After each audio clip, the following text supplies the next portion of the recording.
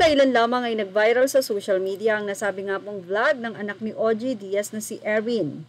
At kasama niya dito ang anak naman na bunso ni Kris Aquino na si Bimbi.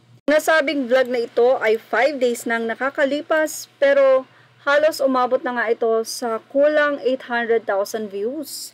Marami naman ang natuwa kay Bimbi at Erin, ang ilan ay sinasabing bagay sila pero si Erin po ay medyo malaki na ang agwat kay Bimbi. Nakakatuwa lang dahil kumbaga ang mga netizen ay sobrang natuwa nga kay Bimbi dahil napakabait daw nito at napaka-gentleman. Nakakatuwa rin naman daw ang anak ni OG Diaz na si Erin. Anyway, mukhang hindi lahat ng netizen ay natuwa sa nasabing vlog dahil dito sa update ng bandera.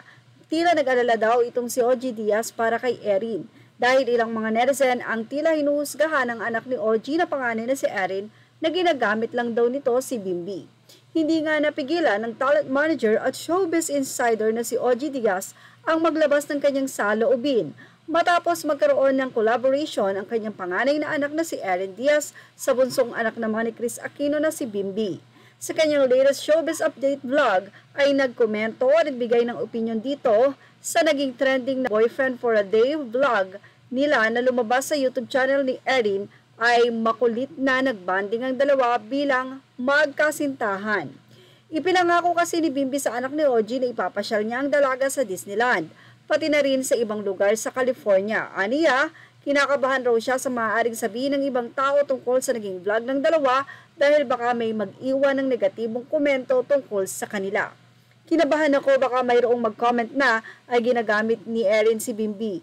Siyempre bilang showbiz insider, talagang alam na kagad ni OG Diaz ang kalakaran sa showbiz or sa mundo ng social media.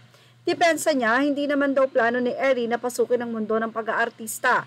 Hindi naman nag-aartista si Erin, nagba-vlog lang yan, say pa ni Ogie.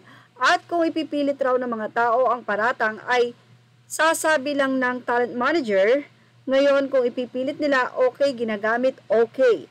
Matatangdaang naganap ang pagsasama ng dalawa nang dumalo sila Ogie sa Amerika kung saan in-interview nga nito si Kris Aquino.